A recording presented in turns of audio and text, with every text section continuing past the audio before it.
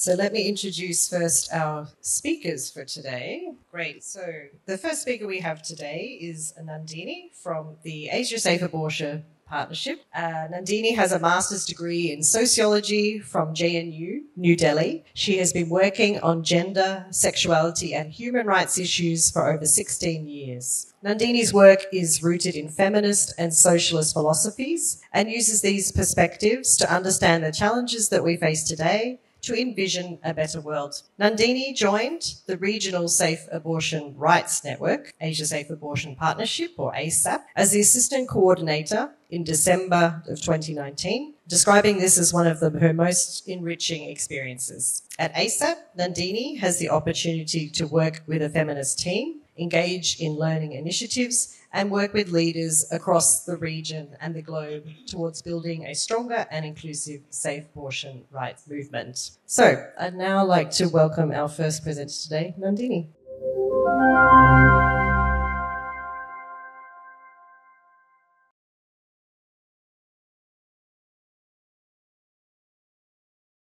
Hi everyone, and I am Nandini and I'm the Assistant Coordinator with Asia Safe Abortion Partnership.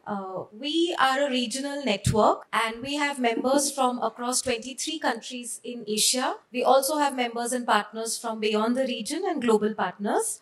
We work a lot with young people, so we do a lot of capacity building and knowledge building. And we have country advocacy networks that are led by these young people trained by ASAP. Right now we have 8 country advocacy networks and you can see the locations where they are: Bangladesh, Bhutan, India, Indonesia, Pakistan, Nepal, Sri Lanka and Vietnam. So and a lot of our work is to build a stronger regional safe abortion rights movement, but also of course have strong voices in the countries and globally. Part of the strategy that we adopted a few years ago was the Building Inclusive Movement strategy, and you will, as I speak as I present further, you will see why is this important. From all the groups that we started working in this strategy, we focused on 3 particular groups: sex workers, trans men and non-binary people, and people with disabilities, particularly people who are deaf and the hard of hearing. So this is a primer. We started creating primer videos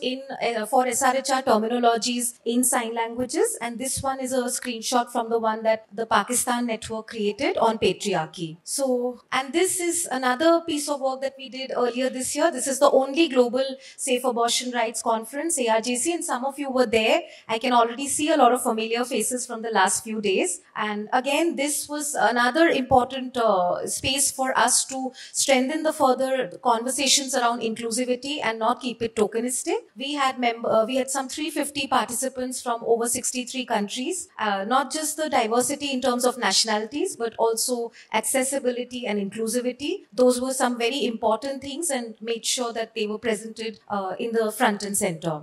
This is another very important initiative because we've been talking about safe abortion rights, but it is still so restricted. But I'm glad we got a plenary space to talk about it. But if you look around, it is not still being talked about as much as it should. So even within the general SRHR conversations, why is it that safe abortion rights get lost? We know the politics around it and the huge, patriarchal control around our bodies that makes safe abortion rights so highly stigmatized. And so we are also seeing a lot of backlash online. From yesterday, we are talking about how digital spaces are a big opportunity for us. It is no doubt a huge opportunity and we don't have to spend a lot of resources. But we also see a lot of online censorship, shadow banning, and a lot of other types of attacks, which is why we launched the Shaping Safer Online Spaces, and you can reach out to me to know more. And in fact, we'll be doing a webinar on this soon, and we are going to build a toolkit for all of us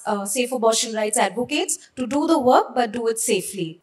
This is something that I'm going to talk about later, but just briefly mentioning that knowledge building is always a very important thing that we do, and part of that is now that the in-person knowledge is limited because we don't have the resources to be everywhere. So we launched the online academy, and we will share more about it, all of you. So I'll come to because we are a regional network and we work across the region and we have these 8 country advocacy networks. So I want to talk about the regional context first. So I'll start from the laws and policies. I know members from Afghanistan, I think we have one, but we don't have enough. We don't even know what's going on in the country. We have a lot.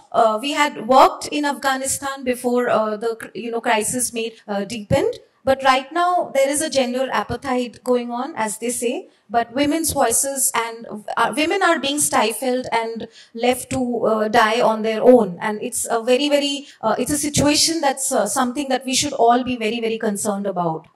Then, of course, we have Bangladesh and we have a speaker here, so I won't go deeper into it. But Bangladesh has done excellently well of bypassing some of the cultural contexts and having policies like MR and MMR. That has been effective, but of course, given there are severe limitations and a lot of other challenges that exist still. Bhutan, again a country where we work with young people. We realize that again abortion is legal but highly restricted because it's legal on a certain condition and not really permitted on much more expanded grounds, and continues to put people at risk of unsafe abortion and also of having to get the drugs from across the borders. So, things like that put you at risk. And we have a lot of, during COVID and after COVID also, we've had a lot of experiences of people trying to get the drugs from across the border India and Nepal shares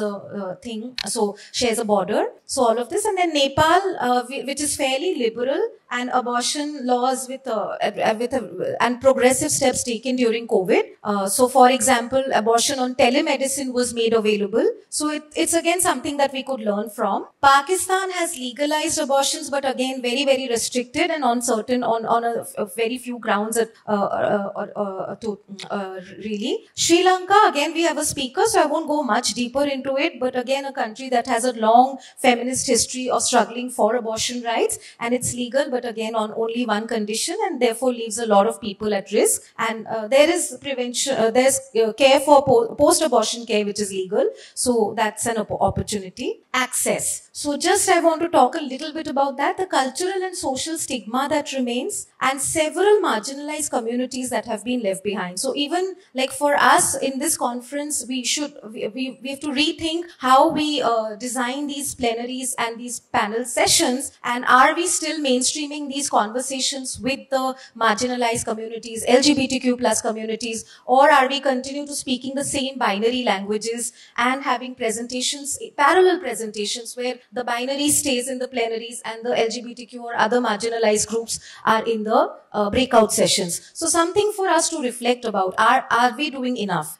Medical abortion pills. So as Melissa mentioned, medical abortion pills have revolutionized the way we can access safe abortions. And by the way, the knowledge of medical abortion pills came from the common women in Brazil, did not come from any expert. So power back to people is needed, and our policies need to reflect that. At ASAP, we have the medical abortion fact sheet, which is the adaptation of the WHO guidelines. And that's, of course, available on our website in 8 different languages. We also need to strengthen and sensitize the public health systems. Public health systems cannot reflect the myopic, moralistic view of society. We have to break free from that. And from morning, we are hearing about love marriages and a lot of other things, divorces. But it is about mutual consent of people, and we have to reiterate that as civil society and as policy makers. We also have to understand that service providers can be barriers as well in many of our countries. So working with service providers and sensitizing them is very important. Finally, there is no peace. Where there is no peace, there is no reproductive justice, and we cannot have a panel and a discussion for global level without mentioning what's happening in Palestine and Gaza and many other parts of the world, Sudan and other parts. So we know that in low-income countries and middle-income countries, even today, women and a lot of people who seek abortion continue to face risks of less and least safe abortions. And unsafe abortion is a very high occurrence in a world where it should no longer exist because we have the medical technology, but clearly no political will to make the shift. This is an important reminder that even when you make a shift politically and in the legislative, the implementation remains weak. And this is a case study from Nepal, which is the Lakshmi Dikta case. Many of you are aware how in 2002, despite abortion being legalized, Lakshmi Dikta had to file was denied in 2007 because she didn't have the money to pay. So in 2009, the Supreme Court said that abortion needed to be decriminalized and looked at as a reproductive justice issue and an issue of a woman's right on her own body. So I'll not go deep into it and you can just read on your own. So the way forward for us is, of course, to learn from each other's good practices and not the bad practices, hopefully. And Nepal has approved telemedicine, and this is something for abortion, so we could also replicate that. They've also decentralized the way abortion centers are approved and made sure that abortion can be accessed in remote areas as well. Again, it's not a 100% situation there too, but just some good steps they have taken in policy at least. The importance of accessible and sensitive and inclusive safe abortion information. So can we stop saying women who seek abortion and instead say women and people who seek abortion, and make it more as inclusive as possible, as accessible as possible. Post-colonial law reform is another opportunity in front of us. All of us who are Sri Lanka, India, Bangladesh, Pakistan, we were all countries that were colonized by Britain. So the penal code is a penal code that was made by the British. So maybe it's time we try to question some of those penal codes and start with maybe decriminalizing abortions there. So this is it. And finally, yes, there's a lot more to unpack and learn together. And maybe if all of you are interested, then you can explore the academy.